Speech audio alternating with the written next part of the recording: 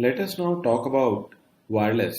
Okay, now there are two types of wireless. One is a campus Wi-Fi and the other is a wireless point-to-point link or also known as RF link. RF stands for radio frequency. Okay, so wireless for campus Wi-Fi is required for large campuses like there is a education college, a university, a very large office or large commercial complex.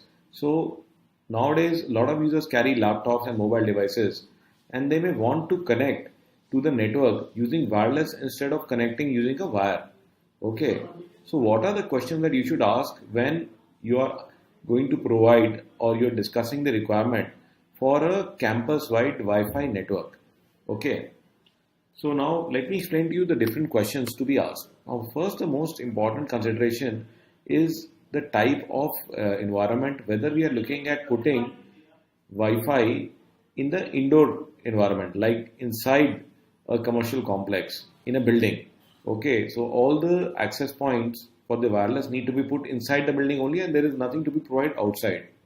However, you may also need for colleges, hotels, you may also need to provide wireless in the garden or in the outside areas. Okay, so you must first clearly ask the customer whether the requirement is only for indoor or also for outdoor. Okay, next, again, it is better to get a layout and to instead of doing a guesswork, it is important that you must get a layout from the customer so that with the pre-sales person we can actually mark that what are the areas where wireless is required. If the customer can provide the marking that yes, these are the important areas where we want that wireless signal should be provided or the wireless connectivity should be provided, it is very important. Okay, and you must also get an idea on the number of users because a wireless equipment can only support a certain set number of users. Okay, so once you get an idea, then accordingly we can size the equipment and we can give the equipment of the correct capacity. Then again, you must also get an idea of the existing LAN network. What type of LAN network is already in place, especially if it is a large campus, okay, with multiple buildings. Then is the LAN network already available in these places? So that we can use this existing LAN network to connect to the wireless. You can also ask whether they have VLANs, what type of equipment they have, what type of authentication are they already using. Is there something that the users need some kind of username or password in order to connect to the existing network? So you may ask these questions. Then again, if there is no idea about the above questions, in case we need to do a detailed survey, it is better to get some kind of a customer engagement and commitment. So it is better if we charge something like 5,000 rupees for doing a detailed survey and providing them a survey report. Okay, this way the customer also gets committed and we can adjust this value in the order value that we get. Okay, so yeah, effectively there is no charge, but it will ensure that the customer is serious, not that he gets a survey done by you and gets a solution from someone else. Okay, and for outside sites, you may also charge the traveling allowance and dearness allowance of the people who go there for the survey. Okay, then you must also ask them about the bandwidth requirement because depending on the applications that are being used, the customer may need regular bandwidth just for surfing the internet, for opening the MS Office applications, or they may also be having specialized requirement like they want to see video on a laptop. Okay, or they may also want to do video conferencing. They may also be doing AutoCAD or something else. So you must come to know that what is the kind of bandwidth that they use, or is there any special requirement for bandwidth using the wireless network. Then again, coming to another very critical requirement is security. So the security is a very important aspect for a wireless network. What kind of users should be able to connect to the network and how? Okay, so do you want anyone to be able to access the network if they know the password? Or there are some specialized options like only the computers or devices for which the MAC addresses are known can be connected to the network. Sometimes we can also ask for a specialized username or password for a network. For hotels, we can provide a hotel billing solution whereby a hotel can issue a voucher for 30 minutes, 1 hour, 2 hour or 1 day to the guest and charge them something for it. Okay, so it will only work for the stipulated time, and then it will ask for a new voucher. Okay, so you must ask them about what is their requirement with respect to security. Then again, you must ask them about the power that is available at these different locations. Now coming to the different type of network, that is Wi-Fi network, that is the wireless point-to-point link or point-to-multipoint link.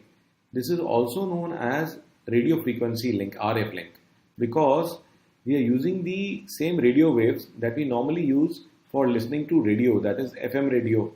Okay, so only difference is that the frequency that we are using for the communication is different from the frequency that is being used for listening to the radio. Okay, so we can actually use the RF link to connect two different locations, maybe two office complexes, office to a factory, or to connect multiple factories, and they can be separated by a distance as large as 40 kilometers. Okay, so you must ask them that what is the approximate distance between the two locations that the customer wants to connect. Then the other very important consideration is line of sight. Okay, whether there is line of sight, also known as LOS, between the two locations. This can be very easily gathered that if the customer is already using some kind of a wireless link between the two locations already, then and the link is working, then of course then LOS is already there. Or if you have a general idea that if there are any large bit links between the two locations or not.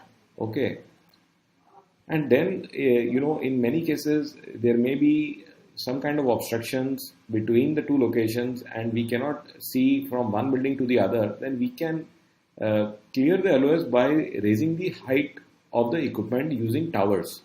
Okay, then we can install towers, but you must check whether the places where we are putting the equipment, does it have enough space to install a tower. I will also explain to you about the different type of towers that are used for wireless communication. You must also get the height of the building at both the locations where we can put the radio equipment. Okay, so it is very important, and also very important to note is the status of earthing, whether good quality earthing is available or not. Since the RF equipment is exposed to the outdoors and it can get affected by static electricity or also by thunderstorms, and it can become faulty, so it has to be properly earthed, either using the building's own earthing, and in case earthing is not available, we may also need to quote for earthing. Okay. Then again, if there is no idea on the above points, we may need to do a detailed survey for this. Okay, and we may need to again charge some little amount like 5,000 rupees to the customer, which is again adjustable against the order, because in this case our boys will actually take a GPS device. They will do a complete thorough walking from one location to the other and try to identify any kind of obstacle between the two locations and see whether line of sight exists between them or not. Again, very important consideration is that what is the requirement for bandwidth between the two locations. Okay, whether the customer will be running simply a ERP software, Tally, or some other similar software, or they may also be using some thing like CCTV. They will be watching the feed of cameras from one point, whether they will also be doing some kind of video conferencing, or they will be uploading or downloading heavy files from a server located at one location from another location. Okay, and the bandwidth that can be provided can range from 4 to 5 Mbps and can go up to as high as even 100 Mbps. Okay, but this depends upon the distance between the locations. As the distance becomes larger, the same device will give less bandwidth, and also depends upon interference, because in many cases there is a lot of interference from other devices in the same areas. Okay, if there are too many factories in the area and there are too many wireless links, there may be too much interference from other devices, and because of which the speed will get affected. So we cannot commit to the customer about a specific figure. So this bandwidth is only a general idea we can give to him, that we can say that yes, the bandwidth will be in the range of 70 Mbps, but it may be more than that, it may be less than that. It will depend on the distance and also on the environmental factors. Then again, very important is that you can ask whether they need any redundancy. We may need to provide two links instead of one, or we may provide redundancy using some other means like the internet. Then again, very important that in order to terminate the wireless equipment or connect the wireless equipment, whether network ports are available or not, whether we can connect it to the existing LAN network, whether switches or router is available for this or not. And then again, you can give an idea where you know that there is no line of sight. Then we may need to put a wireless mast. Okay, the budget will vary from as less as 25 to 30,000 for two buildings that are hardly 100 200 meters apart, and you can see from one building to the other building by naked eye. Okay, to as high as 3 to 4 lakhs if you have to put large towers between the buildings and the buildings are separated by a big distance. Okay, so it totally depends on the distance, on the speed, on the line of sight that is available, and the type of tower or accessory we may be required to put. Let me also explain to you the type of towers that are normally used for RF. Okay, one is known as a guy mast.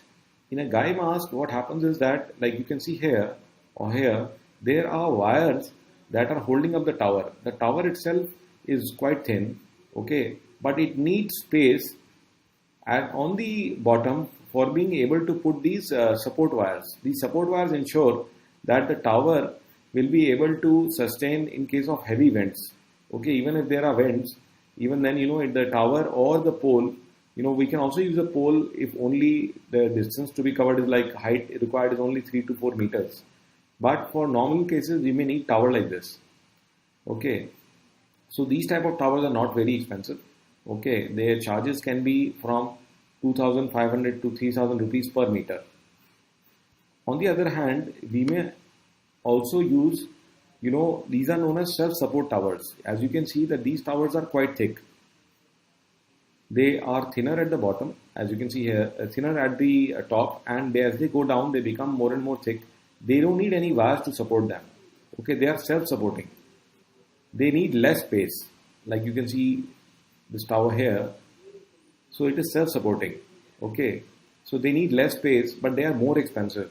They are in the range of say 4,000 to 5,000 rupees per meter. That will again depend on the total height of the tower. So we may have to install towers like this, and then our equipment, which looks like this, will go on top of these towers. Okay, so you can see that this is the type of equipment that we may be required to put. So this is all about the wireless. So you must talk to the customer about this, and you ask him these important questions whenever you are dealing with the requirement for wireless.